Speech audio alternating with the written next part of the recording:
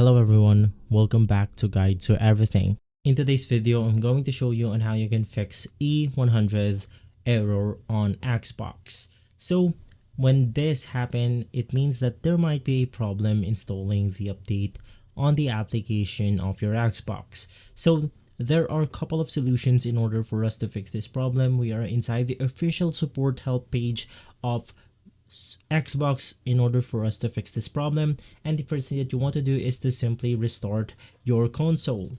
From there, you then want to reset your console by doing the following instructions right here, which is powering off your console, unplugging everything, the main leads to ensure that the console is completely powered off, wait for 30 seconds, and from there you then want to turn it back on.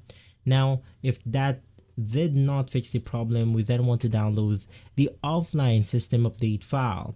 What we need is a Windows computer like what I'm using right here, and we need a USB flash drive with a minimum of 6 gigabytes of space formatted as NTFS. So basically, all you have to do is to go ahead and download the Xbox OSU1 file right here, extract everything on the USB itself, and from there we then want to plug this fix into our Xbox, and this should hopefully fix the problem.